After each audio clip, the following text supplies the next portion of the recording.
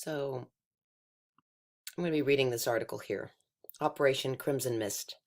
Electronic slaughter in Rwanda. Spooks now use technology in Baghdad that was proven on 1 million dead Africans in Rwanda. Now keep this in mind, this is something that we are now finding out about, but there may be more stories like this, and I suspect in history there are. By Joe Viles, http://educate-yourself.org/cn- American MC in Baghdad, 29 May 03.shtml, May 29th, 2003.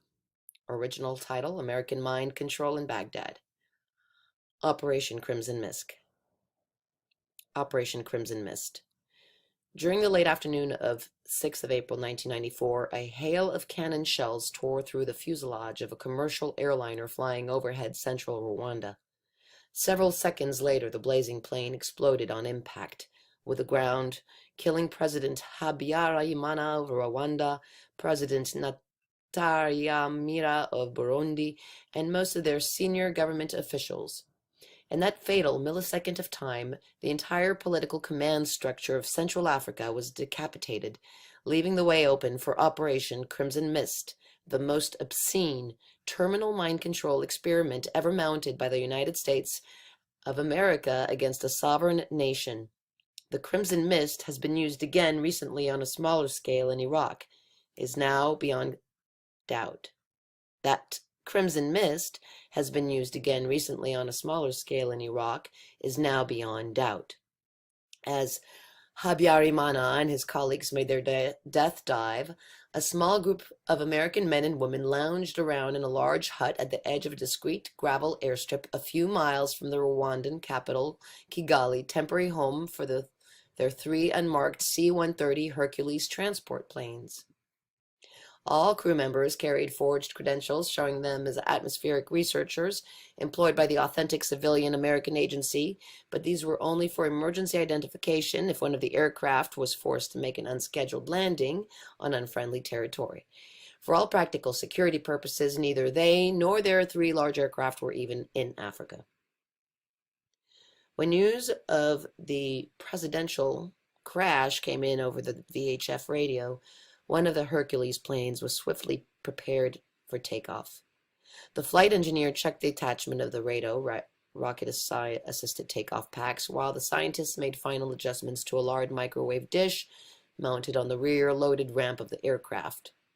It was this strange and esoteric piece of equipment alone that would directly contribute to the deaths of more than 1 million Africans during the 100 days that followed.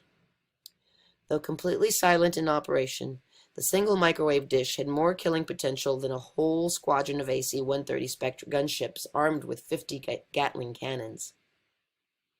Willing to commit mass murder.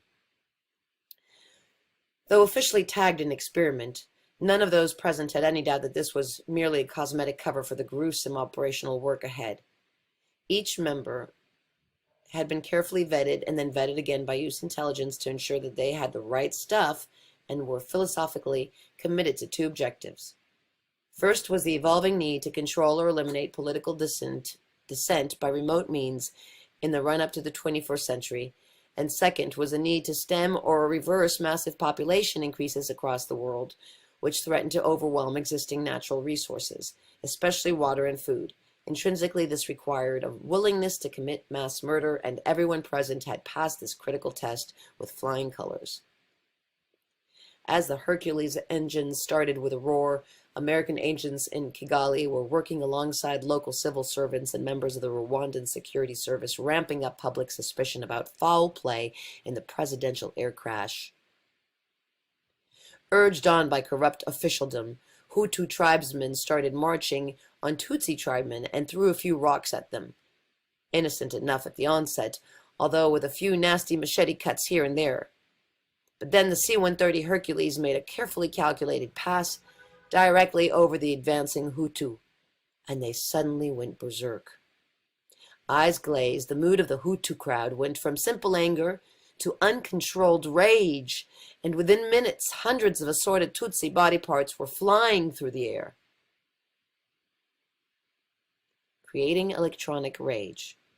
What the Hercules crew had just achieved has been an open secret since the late 50s, when researchers accidentally discovered that there is a precise control brainwave for literally everything we do and for everything we feel. The problem back then was that each of these control brainwaves, rage, fear, panic, lethargy, vomiting, and so on, had to be transmitted with an accuracy taken out of 3 decimal places, or they simply did not work at all. But as the years rolled by, and with the advent of transistors and microprocessors, the operational application of precise control brainwaves became practical reality. It is important to note here that the lethal trick repeated hundreds of times by the C-130 Hercules in Rwanda during April through July 1994 were not classic mind control in the ultimate conspiratorial meaning of them, i.e., where people claim to hear complicated messages inside their heads, or where it is feared that the NSA or similar intend to turn everyone into helpless zombies by implanting electronic chips in their arms or necks. What the C-130 crew were actually engaged in was electromagnetically augmenting a pre-existing state. Remember that the agents and security service personnel first had to point the Hutu tribesmen in the direction of the Tutsi, induce reasonable anger, and make sure they were appropriately armed. Only then could the C-130 go to work with the precise control brainwave of rage augmenting and thus upgrading crowd behavior from that of angry demonstrators to uncontrollable genocidal maniacs. Although not classic, this was and is unquestionably mind control, for the simple reason that external means were being used to force an irresistible change in behavior. For those who really want to know how governments or agencies change public behavior on a whim, the explanation is not too complicated, though obtaining details of the classified control brain frequencies is all but impossible. Various academics have actually demonstrated some of these effects quasi-publicly over the years, which provides hard reality for skeptics. One of the leading lights in this field is Dr. Elizabeth Rauscher-Buys, who was a nuclear scientist and researcher at Lawrence Berkeley National Laboratory and at Stanford Research Institute, professor of physics at John F. Kennedy University of California, research consultant to NASA and the U.S. Navy, and a member of IEEE, APS, AAAS, MAAANA, AAMI. Elizabeth Rauscher-Buys identified specific frequency effects to induce nausea, happiness, and many other behavioral states decades ago. Clearly, Dr. Rauscher-Buys is an enthusiast. Give me the money in 3 mouths, she boasts, and I'll be able to affect the behavior of 80% of the people in this town without their knowing it. Make them happy, or at least think they're happy, or aggressive. Unlike many researchers in this field, Elizabeth Rauscher-Buys tends to be open about her work, has demonstrated the effects many times in quasi-public forums, and claims to experiment only on fully informed people. Many years ago, during one memorable demonstration in California, she turned a specific brainwave on all students on the left side of her auditorium, whereupon their teeth started chattering collectively and uncontrollably. When the unaffected students on the right side of the auditorium suggested this might be some sort of trick, Elizabeth Rauscher-Buys calmly turned the specific brainwave on them instead. The right side now suffered exactly the same fate, watched by the stunned but no longer affected students on the left side. Extra low frequencies. Wow. The main problem lies in the delivery of these brain waves to the target, because they all lie in the extremely low spectrum between 0.1 and 25 Hz cycles, which, with all control brain waves in an even narrower central band between 0.6 and 10.2 Hz. These are effectively the same as Earth frequencies, meaning that they are very hard to direct via conventional radio transmission. Remember that in order to narrow a central band between 0.6 and 10.2 Hz. Remember that in order to be effective in selective crowd behavior augmentation, you must be able to restrict delivery to clearly defined crowds in clearly defined areas. This is achieved by using an extremely high frequency microwave beam, which is then amplitude modulated at exactly the same rate as the desired control brainwave. Now this is important with 5G, guys. Little insertion here from yours truly. Going back in. This is much easier to explain with pictures, so take a good look at the diagram below. Delivery of control brainwaves by modulating microwave beam. Required control brainwave or brainwave set. Continuous microwave carrier transmissions. Delivery of control brainwaves to selected targets.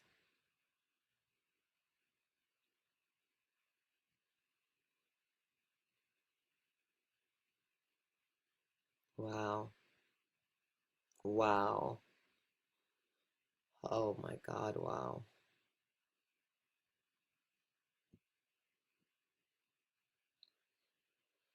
Microwaves in the 1 to 3 gigahertz range travel in perfectly straight lines like light to make them easy to control in terms of direction regardless of power input. In most cases, microwaves are transmitted by a dish aerial of the sort you frequently see located low down on all television transmitter mast. These are designed to transfer high volume electronic data between the television and studio and transmitter and vice versa.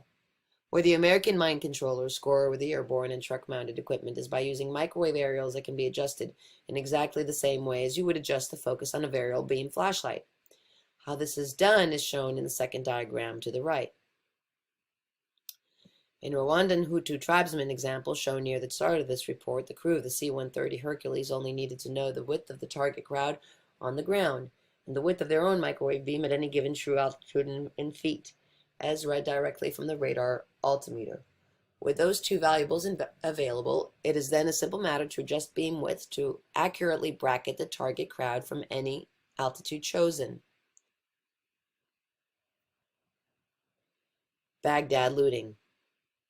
But this equipment is not just deployed in large lumbering Hercules transport planes. During recent weeks, European security experts have concluded that smaller versions of Crimson Mist were recently deployed on the streets of Baghdad, designed in part to augment the media propaganda line that Iraqi citizens are dangerous savages, all badly in need of direct supervision by democratic American authorities. One classic example of this was the looting of the Baghdad Museum, apparently by a crowd of undisciplined rabble, but video footage tells a very different story. To pull off this stunt, the American authorities need to assemble a crowd, managed quite easily with a promise of free food. Then they need to place the crowd outside the museum, which again was easy because they located the free food outside the museum itself. Next up, the attention of the crowd had to be drawn to the museum itself, which was achieved in spectacular fashion by firing 2 100mm shells from an Abrams tank gun straight through the main doors. Fine so far, but how to get them inside? The video shows 2 soldiers gesticulating to the crowd, urging them to go in and help themselves, thereby clearly identifying the target Rwanda style. Then it starts to get really interesting. The 2 soldiers rapidly withdraw, leaving the Iraqis standing leaderless outside the open doors, and then click, just like flicking a light switch, the entire crowd goes nuts absolutely simultaneously, which never happens in real life. In the real world, there's always a leader visibly stirring up the crowd and preparing them for action, but not outside the Baghdad Museum. One second, these folks are dull, hungry Iraqis. Next second, they are instant, uncontrolled maniacs streaming in through the museum doors. It is also suspected that the same equipment was used to augment the looting attacks on various hospitals around central Baghdad, though this claim seems to be based as much on logic as it is on video footage. These so-called looters are Iraqi citizens who received essentially free health care in the hospitals under Saddam Hussein. Not only that, but their wives and children are being bombed and shot by Americans, meaning that their free hospitals are absolutely essential to them, and thus the very places they would normally defend in the first place. Bearing this logic in mind, it seems likely that the European security experts are also correct in this claim. Homeland Security, quote. While there is unlikely to be very much concern in America, Britain, and Australia for the plight of Iraqis on the streets of Baghdad, it may be time to examine what is likely to happen in our own democratic countries if things get more out of control than they are at present. Remember that the 2.2 million strong demonstration in London, just before the illegal invasion of Iraq, had little if anything to do with English folk like Saddam Hussein. Iraq was merely an excuse for this unprecedented mass of human beings to migrate to London, wave banners that mostly read, "Not in our name," at corrupt politicians. The bottom line is that the next time 2.2 million British citizens descend on the capital and have to go to the politicians, their real targets, they might be carrying something far more dangerous than banners. Every policeman and military man knows very well that a 2.2 million strong mass with hostile intent simply cannot be stopped by standard riot control techniques, and they cannot be stopped by bullets fired by soldiers on the streets. Even if British soldiers could be persuaded to open fire on their own neighbors, most unlikely, the entire army would be powerless to act. So what then? Across the Atlantic in America and in Australia, things are really no better. As I write, the American dollar is headed straight to forebasement levels, which in turn will lead to a depression and increased anger on the part of the Americans, aimed largely at corrupt politicians on Capitol Hill. Naturally, the politicians will try to put the people down as usual. But what if this time it is a step too far? What if a few hundred or a few thousand of the 260 million private weapons in American hands are brought into play? What then? The chances are that in all affected Western countries, politicians and their real masters will try to invoke the use of highly unconventional weapons in order to try and save their own worthless hides. How successful they might be when that day comes, as it surely will, is largely up to you. Joe Viles. Web posted.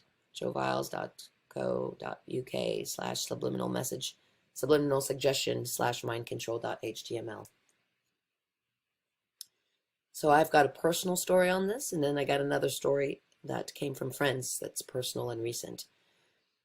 When I was growing up with my mom, it wasn't really easy in our teenage years to get along, but I had been determined at one point. I did an experiment where I wanted to try and make my mom happy. I decided to be a good girl.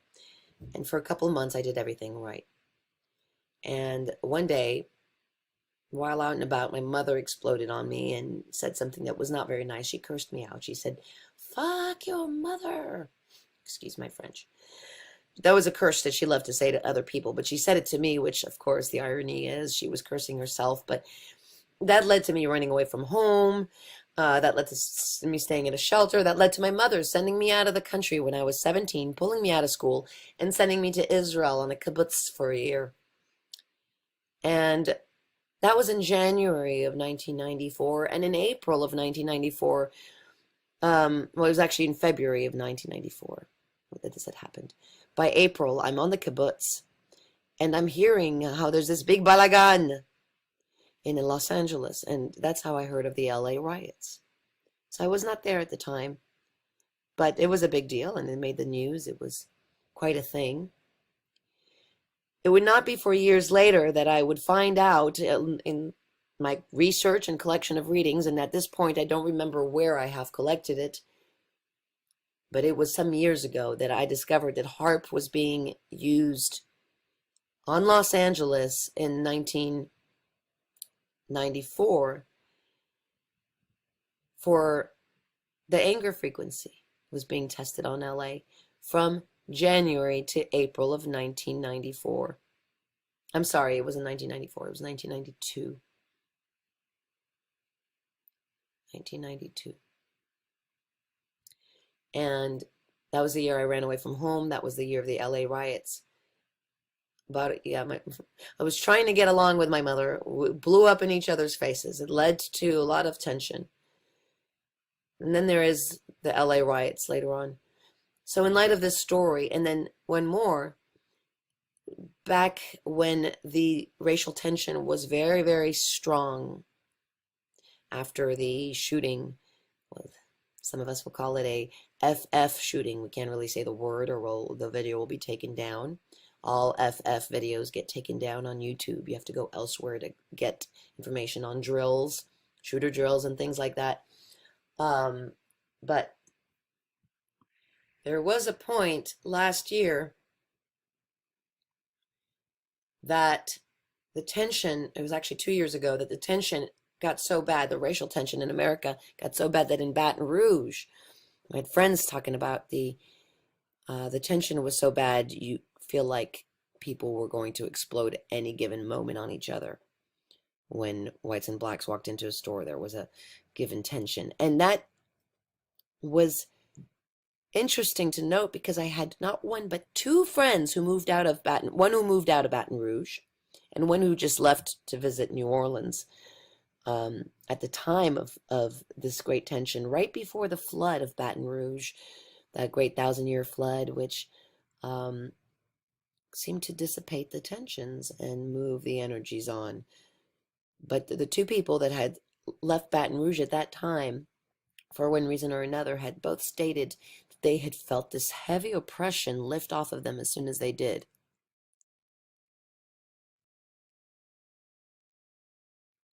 And it makes you wonder,